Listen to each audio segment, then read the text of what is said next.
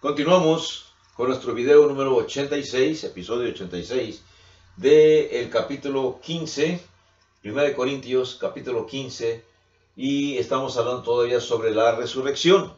Son los últimos 3 puntos de los 12 que abarca este tema.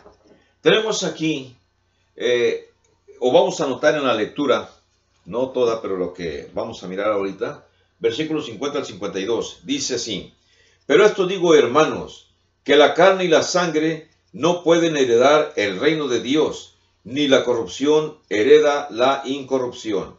He aquí os digo un misterio: no todos dormiremos, pero todos seremos transformados. En un momento, en un abrir y cerrar de ojos, a la final trompeta, porque se tocará la trompeta, y los muertos serán resucitados incorruptibles, y nosotros seremos transformados. Pablo tiene, vamos a decir, que tiene una fijación mental. Quiere persuadir a los corintios que transformen su vida.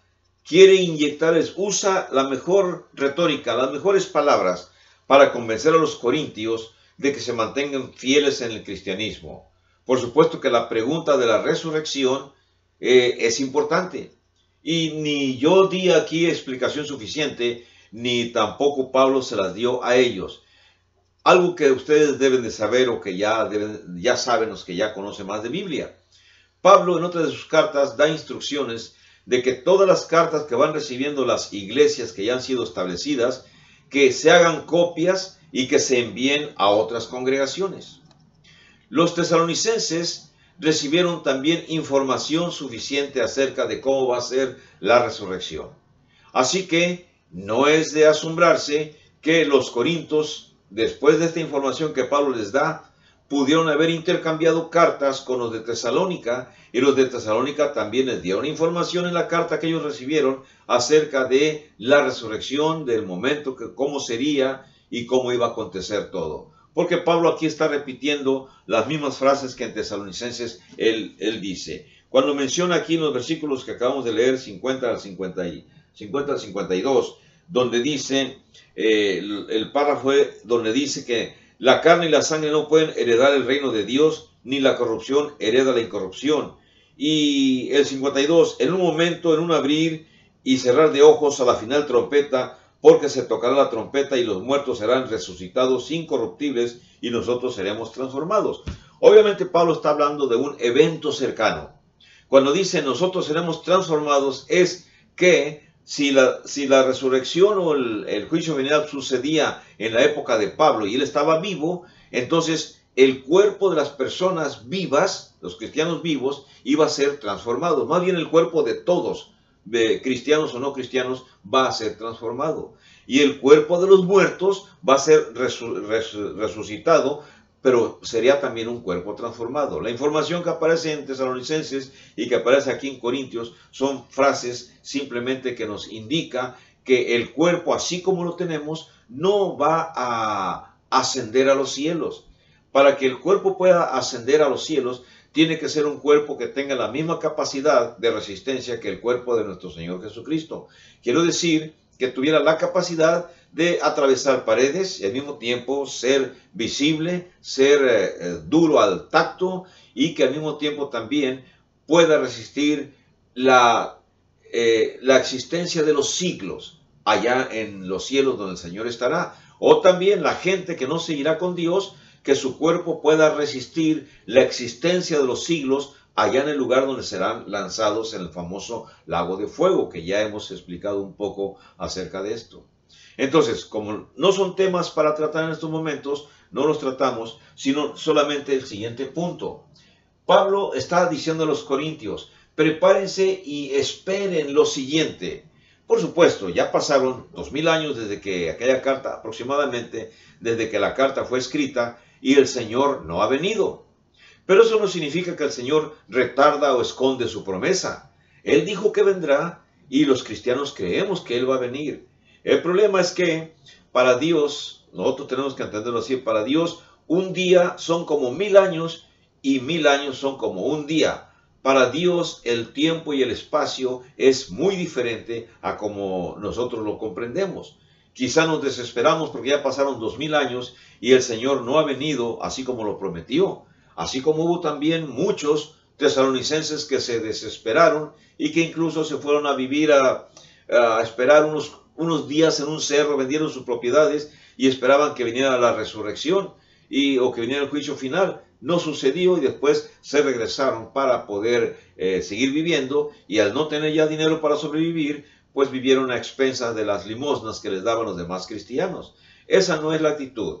La actitud de un cristiano es vivir el día de hoy como si hoy fuera el juicio final. Entonces hoy tengo que vivir de la mejor manera posible, porque no sé si dentro de unas cuantas horas el Señor vendrá y no quiero que me encuentre desprevenido. Y si no viene, no importa, el día de mañana trataré de vivir de la mejor manera, pensando que el día de mañana va a ser el día final. La idea es que el cristiano tiene que estar siempre alerta, siempre esperando cuando el Señor venga y que no nos encuentre desprevenidos. Las demás enseñanzas bíblicas, del Nuevo Testamento sobre todo, nos indica que tenemos que estar siempre alertas, pensando que el Señor vendrá en el momento menos pensado, como un ladrón en la noche, como nadie se lo espera. Así que estos puntos, esperar lo siguiente, como dice los versículos 50 al 52, nos lleva a lo siguiente. ¿Qué va a ser lo siguiente? Lo siguiente va a ser la transformación. Si estamos vivos, seremos transformados. Si estamos muertos, seremos resucitados al mismo tiempo que nuestro cuerpo se va transformando. Dirán algunos, bueno, pero si fuimos comidos por tiburones, ¿cómo le va a hacer Dios? Si Dios tiene poder de resucitar, tiene poder de hacer lo que guste y de reconstituir esqueletos, reconstituir cuerpos con diferente sustancia a la que tenemos ahorita, para que sea semejante a la de nuestro Señor Jesucristo, lo puede hacer de la nada. Para el Señor nada es imposible. Esa es la creencia, esa es la fe que tenemos los cristianos. Así que lo siguiente es la transformación. ¿Por qué va a ser la transformación? Pablo lo dijo con frases sencillas en estos dos versículos. La corrupción no hereda la incorrupción. Este cuerpo es corruptible. Este cuerpo, después de 2 o 3 días que deje de existir, de tener vida, comienza a descomponerse, comienza a corromperse. El otro cuerpo del cual vamos a ser revestidos sería un cuerpo incorruptible.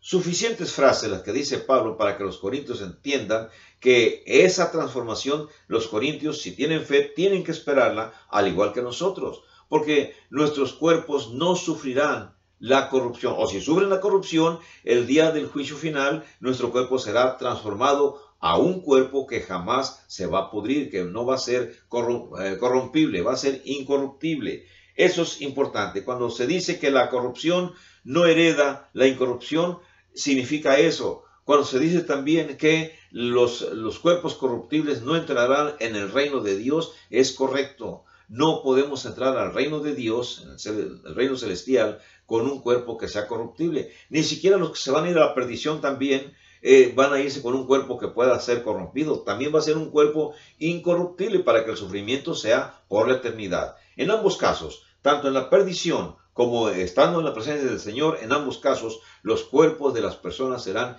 incorruptibles. Esa es la enseñanza que da el Nuevo Testamento, es la enseñanza que transmitimos. No le aumentamos, no le quitamos. Por eso, ¿cuándo sucederá eso? Dice el versículo 52 que será instantáneamente. Dice, en un momento, en un abrir y en un cerrar de ojos. ¿Cuántos segundos tardamos en parpadear?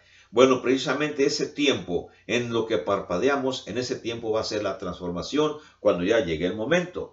¿Y qué va a suceder? Dice el versículo 52, se va a tocar una trompeta.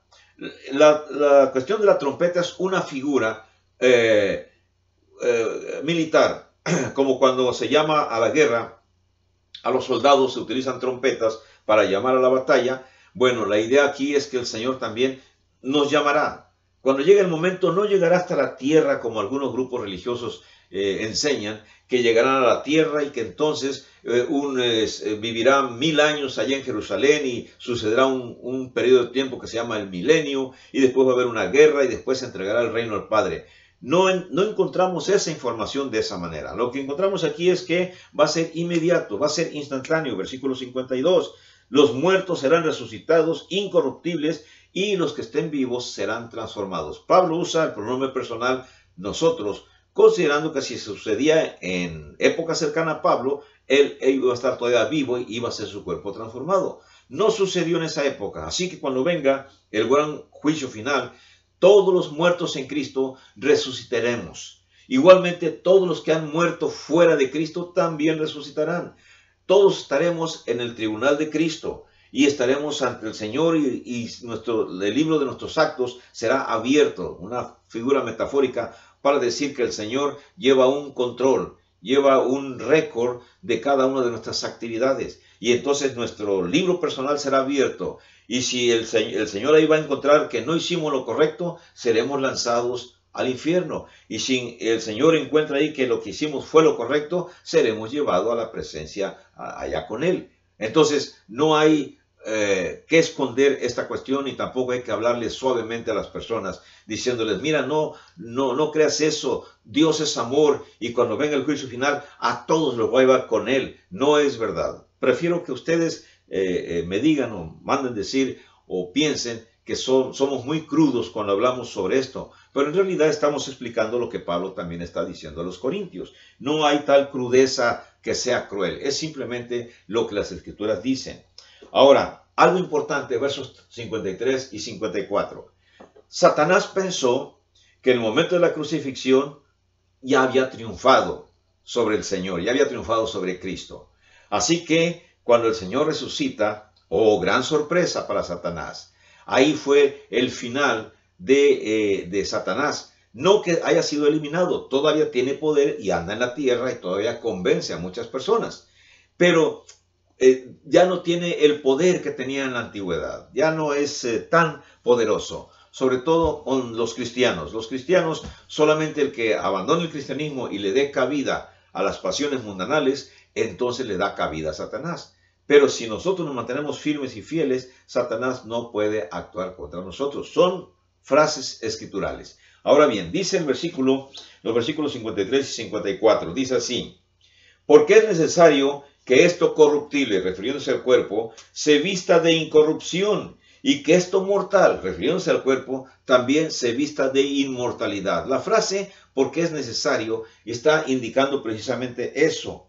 Es totalmente victoriosa la resurrección. No es un evento que cause tristeza. La resurrección de Cristo Jesús mostró su victoria. Fue la derrota de la muerte, fue la derrota de Satanás. Ahora, este versículo 54, cuando ya esto corruptible, refiriéndose al cuerpo, se haya vestido de incorrupción, se haya transformado, y que esto mortal se haya vestido de inmortalidad, entonces se cumplirá la palabra que está escrita. Sorbida es la muerte en victoria. Sorbida quiere decir vencida, destruida. La muerte ya no va a tener poder, no más poder sobre todos los seres cuando ya llegue el momento del juicio final. Ni siquiera la gente negativa va a poder morir, va a estar su existencia será eterna, sufriendo eternamente, ya no va a morir. Y también los que se vayan con el Señor estaremos viviendo eternamente. Cuando digo estaremos, es porque yo confío. Si de aquí a cuando me muera no sucede, bueno, será mi culpa, no es culpa del Señor. Cada quien somos responsables de nuestro destino final. Así que la resurrección fue victoriosa. Fue victoriosa. Ese es otro aspecto de la resurrección. La resurrección de nuestro Señor mostró su victoria sobre la muerte. Triunfó sobre la muerte, triunfó sobre Satanás. Los últimos puntos del aspecto de la resurrección se encuentran en los versículos 55 al 58. Se los voy a leer de una vez. Dice así: ¿dónde está, oh muerte, tu aguijón? ¿Dónde está, oh sepulcro, tu victoria? Ya que el aguijón de la muerte es el pecado, y el poder del pecado la ley. Mas gracias sean dadas a Dios, que nos da la victoria por medio de nuestro Señor Jesucristo. Así que, hermanos míos amados, estad firmes y constantes, creciendo en la obra del Señor siempre, sabiendo que vuestro trabajo en el Señor no es en vano. Los corintios, como en la actualidad, les sucedía lo mismo que a muchos cristianos en la actualidad. O sea, a veces nos sentimos cansados de hablarle y hablarle constantemente a personas que son necias, que no comprenden, que no entienden, disculpe la expresión, son necias, que se aferran a sus creencias y no quieren aceptar el cambio que el Señor está mostrando. Entonces, como la carta se envía a los Corintios, Pablo les dice al final, versículo 58, que sigan trabajando, sigan creciendo en la obra del Señor, estén firmes y constantes, porque su trabajo en el Señor no es en vano. ¿Saben lo que decimos nosotros los que enseñamos? Si una sola persona se convierte por conocer el Evangelio, digamos en el caso personal mío, si una sola persona de las que vean estos videos se convierte en cristiano, es un triunfo. Una sola persona de los perdidos vale mucho más para Dios en el sentido de la admisión inmediata que todos los 99 justos que existan, bueno, de todos los justos que ya están con el Señor. Cada persona del mundo que se va convirtiendo en cristiano es un triunfo grande para Dios. Aunque las frases fueron dirigidas para los corintios, y el mensaje de ánimo que Pablo da cuando le dice, hermanos míos amados, estad firmes y constantes, esas frases se trasladan para cualquier congregación en cualquier parte del mundo. Todos los cristianos son los hermanos míos, los hermanos de Pablo, son los amados de Pablo. Y el mismo consejo que le da a los corintios se los da a todas las congregaciones. Estén firmes y constantes, creciendo en la obra del Señor siempre. No haya desánimo en las congregaciones. Siempre estén trabajando en la obra del Señor, en la evangelización sobre todo. Porque la única manera de que una congregación crezca, así como el Señor lo ha planeado, es enseñando el Evangelio a los que no lo saben. Por supuesto que nuestros hijos, nuestros nietos también se van convirtiendo, pero ellos escuchan constantemente los mensajes bíblicos por parte de sus padres, de sus abuelos o de los demás miembros de una congregación. Entonces, para un hijo de cristiano es casi normal la transición de la niñez a la adolescencia, a la juventud, siendo cristianos.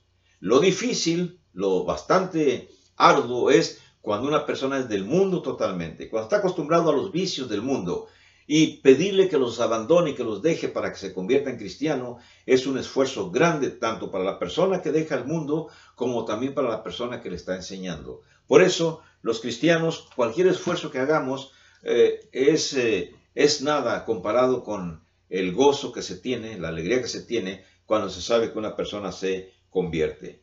Pablo otra vez habla en forma metafórica aquí sobre las frases de Cristo Jesús cuando venció a la muerte. Verso 55, Pablo le pregunta, a ver, muerte, ¿dónde está tu aguijón? El aguijón de la muerte es el pecado. El pecado es lo que hace que la persona muera fuera de Cristo. ¿Dónde está, oh sepulcro, tu victoria? El sepulcro no pudo detener a Cristo Jesús y Pablo habla dirigiéndose a estos entes, puesto que estos entes existen. Y menciona el verso 56, el aguijón de la muerte es el pecado, el poder del pecado es la ley. Así que finalizo esta sección diciendo lo siguiente. Miren, Pablo les da lo siguiente, la recomendación. La muerte no va a tener victoria sobre los cristianos. Físicamente vamos a morir, más tarde o más temprano. Pero espiritualmente, si nos mantenemos fieles y firmes, recordemos que la muerte espiritual significa la separación permanente de Dios. Si nos mantenemos firmes y fuertes al lado de Cristo, la muerte o la separación jamás existirá. No por parte de Cristo, no por parte de Dios. Nosotros mismos somos los que nos separamos cuando abandonamos las reglas cristianas. Así por eso, cuando Pablo le dice a los corintios, manténganse firmes, manténganse constantes, abunden en la obra, sabiendo, y ese sabiendo es, ellos tienen esa información, que su trabajo tiene un propósito. ¿Cuál propósito? Obtener la vida eterna. Así que, créanme, mi trabajo, porque es un trabajo el estar enviando el mensaje a través de estos videos en YouTube, este trabajo también tiene recompensa, va a dar resultado. El Señor dará a cada uno lo que corresponda. Por eso, el gran motivo para poder vivir es mantener, el mensaje para los corintios, es mantener y estar en la calidad de la comunidad. Porque es un hecho de que la gracia de Dios ha convertido a la comunidad de Corinto en una comunidad inmortal, si se mantiene fiel y firme. O a cualquier comunidad cristiana, Dios la hace en inmortal siempre y cuando se mantenga fiel y firme, y cada uno de los miembros integrantes lo mismo. Por eso necesitamos pensar como los celestiales. Quizá algunos se reirán y dirán, bueno, pero si todavía estamos en la tierra. Es correcto, estamos en la tierra, vivimos entre la gente de la tierra, pero ya no practicamos lo mismo que las demás gente de la tierra practicamos. Si no, no habría diferencia. Así que hay que pensar como los celestiales y no hay que pensar como aquellos que únicamente admiten estar rodeados de lo terrenal. Aquellos que se alegran mucho en la cantina, por ejemplo. Se alegran mucho en las palabras soeces. Se alegran mucho en las actividades pecaminosas que se realizan. Otra vez, no es que seamos hipócritas. Los cristianos, la mayoría, provenimos del mundo de perdición. Pero voluntariamente buscamos la manera de escaparnos. Y la única manera en la cual podemos escaparnos es cuando conocimos el Evangelio y lo obedecimos. El problema con Corinto es que ellos no llegaron, al menos por la carta que están recibiendo, no llegaron a ocupar el nivel que Dios pedía de ellos, que Pablo pedía de ellos. No alcanzaron a tener la percepción más alta de lo que es el futuro, la percepción espiritual de la vida cristiana. Finalizo entonces con esta sección, capítulo 15, y el siguiente video vamos a hablar, capítulo 16, de los saludos finales que Dios va a dar, que Pablo le va a enviar a la comunidad de los Corintios. Que la pase bien, hasta luego.